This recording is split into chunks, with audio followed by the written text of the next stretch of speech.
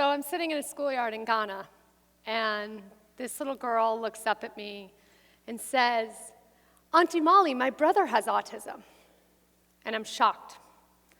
I can't believe that she knows what autism is, let alone has a connection to autism. A few minutes earlier, she'd asked me what I'd done while I was living in the US. And I was going to explain to her, as I had to most people who had asked, that I was a teacher. It was just easier that way. I didn't have to explain what autism is. I didn't have to explain that, yes, you probably have autism in Ghana. No, I don't really know. And yet she'd said, my brother has autism. You see, I'd arrived in Ghana a few weeks prior. A family that I worked with in Seattle, Washington at the time, had asked me to move to Ghana with them. So I got out a globe, asked if I would need a passport, and said, sure. It made sense at the time. So here I was in Ghana, and I wanted to know where her brother went to school. Not too sure, she said. So after school, I asked her mom, who I thought for sure would know where her brother went to school. And I walked up to her, I was ready to introduce myself, from a really small town, and I love meeting people, and I'll talk to anyone who will listen. And she said, I don't have a son. I thought, oh, probably not who I meant to see. Try again tomorrow. So the next day I paid a little more attention, and I walked up to who I was pretty sure was this girl's mother. And she's walking in the opposite direction. So I could tell she wasn't too interested in what I had to say. So a few days go by, and a teacher says, oh, my sister has a child with these problems. Maybe you can help. I just wanted to help. Absolutely. So after school, they come when everyone's gone home, so nobody can see who this child is. And they show up in the schoolyard. And I recognize the woman immediately. I just tried to accost her for 2 days in a row on the playground. And here she is with her son. And she tells me the story of her experiences, that her son had been diagnosed while they were living outside the country. And quite frankly, she wasn't sure why her daughter even knew the word. They hadn't spoken about it since they'd returned to Ghana. She explains to me more about what it had been like to have a child with autism in Ghana. She explains to me that the locally accepted belief is that kids with autism are possessed. This is not to say everybody feels this way. This was her experience, and these are experiences I've heard from around the world. So she tells me about this, and I just want to help. And that's really what's guided my work at the Global Autism Project for the last 14 years. It's really just been this desire to help. Because we're taught, right? As kids, we're taught that helping is good and doing for others is good, and that's what makes us good, and we should do for others as much as we can. But in those years, I've learned a thing or two about help and how to help. And I've learned that there's a distinction between doing with people and doing for people. When we do for people, we come to them and we say things like, I'm here for you and I can do this thing. But what we really mean is, I'm here and I'm going to help you in the way that I think is best. When we do for people without even realizing it, we're making assumptions about what they're capable of and what they're not capable of. And when we do with people, that conversation changes. That conversation sounds a little bit more like, what do you feel you need? What do you think is best? What can I help you with? And this sounds really simple, right?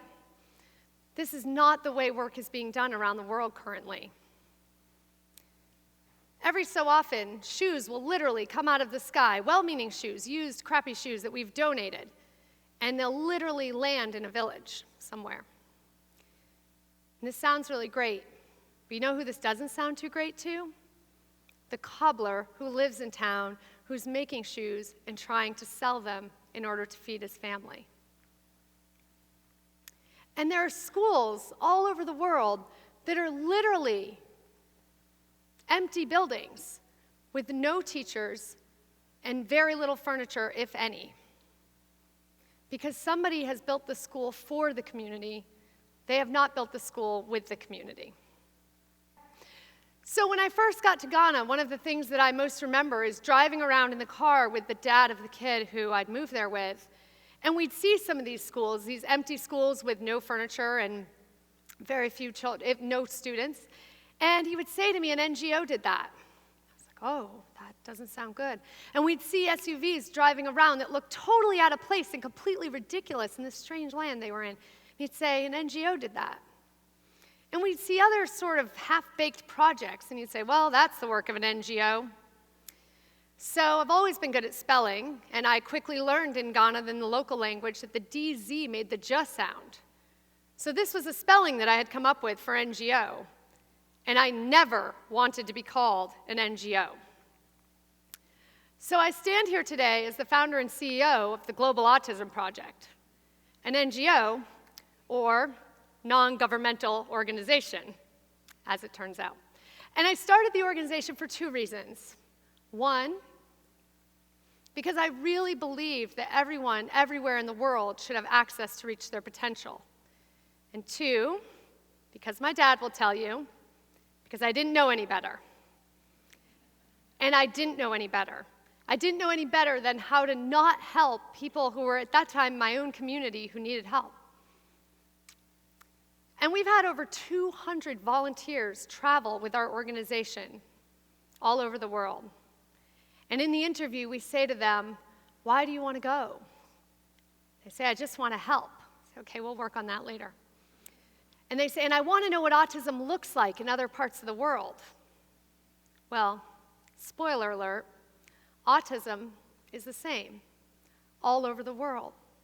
The questions that parents ask, the questions that families ask, the questions that those with autism ask are the same. Will he be independent? Will he be happy? And they're not much different than the questions we ask of our own kids if they don't have autism. Will they be happy? Will they be independent? Humans, the very core of who we are the same. What if, when we started conversations, we started with that basic belief that all people are the same? We didn't make judgments about whether or not they were capable or whether or not they knew what was best for their community. What if we sat at tables with those who had been incarcerated and said, what do you feel is best? What can we do together? And I've had those conversations, I've sat with those people, and I've learned time and time again that we can study for months and even years to try to understand what we feel is best for other people, or we can collaborate with them. And you can learn more in a simple collaboration, in a simple conversation with someone than you can learn in hours and years of studying.